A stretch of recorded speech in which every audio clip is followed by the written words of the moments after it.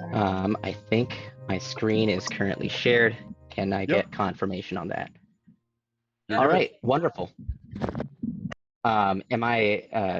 Okay, yeah, so our team, we call ourselves the Regulators, and we decided that we want to focus very intently on COVID outcome inequities within our prison systems.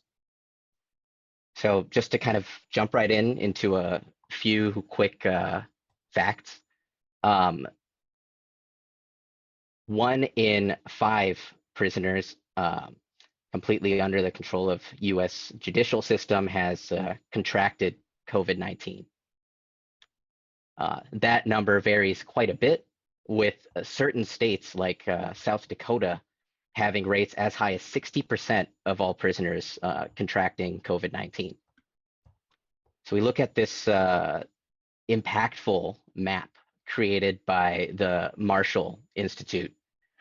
We see a very wide variation in the number of COVID cases per capita of incarcerated population from state to state.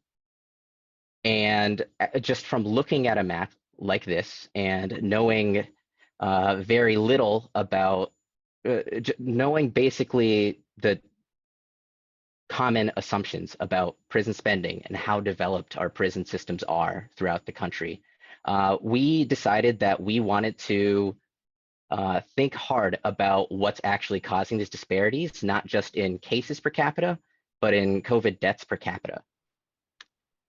So we decided that we want to challenge this base assumption that is made by policymakers that healthcare spending in years leading up to the pandemic is a good indicator for the health outcomes experienced by our incarcerated population.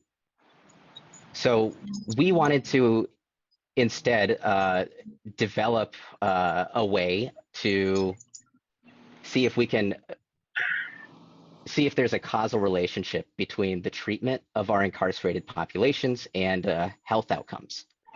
So we decided to compile data provided from the data sets for this hackathon and add in data from the Vera Institute for Justice, the Prison Policy Initiative, and the Sentencing Project. And we also used some of the provided data for healthcare spending per as a function of overall prison spending by state.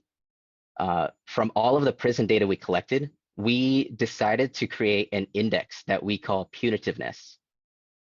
This index uses 5 variables that we believe indicate that a state's prison system is more punitive.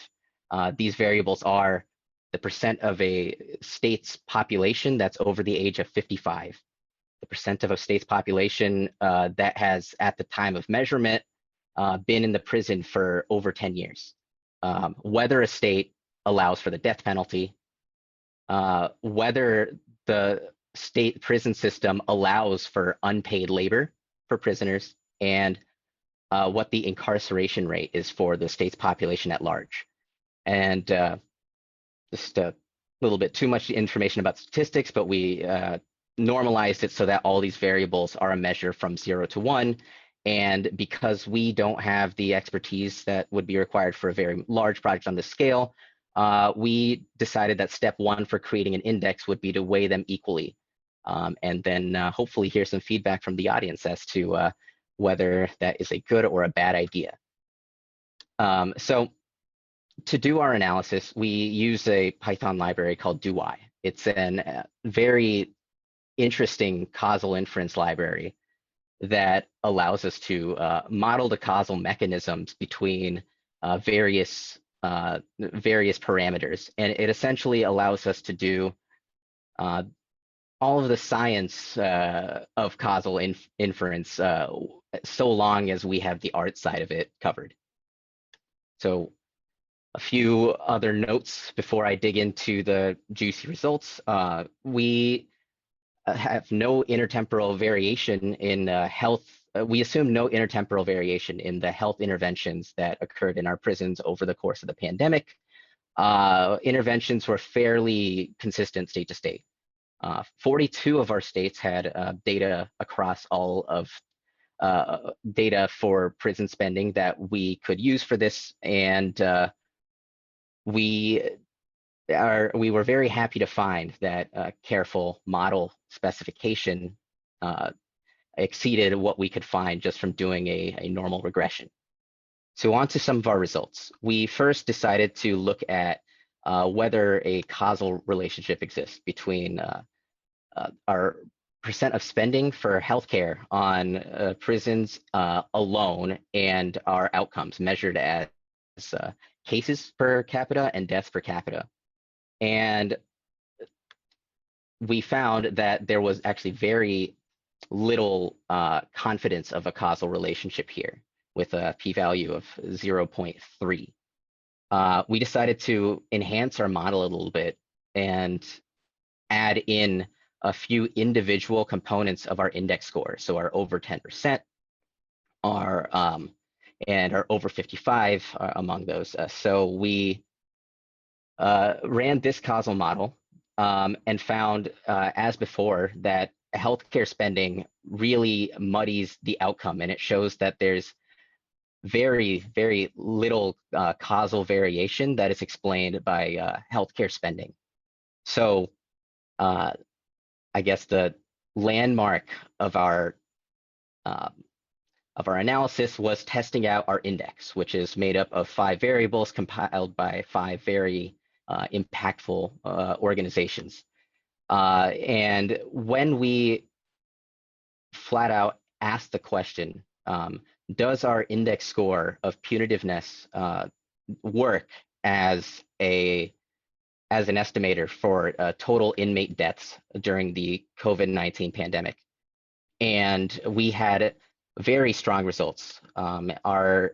So assuming that all of our temporal assumptions are accurate, we found a p-value of 0.4%, which shows a very low likelihood that our causal relationship can be explained by randomness alone. To add an extra validation step, we added noise by adding a random placebo variable to the outcome of prison deaths, which completely, I guess, demolished our causal effect, which I guess adds a little bit of strength to our causal argument. So in conclusion, while we went in with this hypothesis, we were still pleasantly surprised to find that our pre-pandemic prison healthcare spending did not have a discernible effect on the deaths of our incarcerated population. We found that our punitiveness index had a very substantial estimated effect on prisoner deaths. So 2 recommendations that we want to, I guess, present as a jumping off point are that we tentatively recommend that policymakers do not use the healthcare spending in statewide prison systems to plan for pandemic preparedness. It is a recipe for failure. We found throughout our analysis that states that spent more or less on healthcare as a proportion of their prison costs did not have a very predictive, did not work as a predictive indicator of health outcomes for our incarcerated population. We recommend instead that some of this intention that we've given to ineffective healthcare spending be directed rather towards improving the humane conditions of incarcerated populations, such that, and we believe that such a humane treatment of our incarcerated populations by way of focusing incarceration policies more away from punitiveness and towards rehabilitation might actually be a better predictor of our health outcomes in future pandemics and health scares.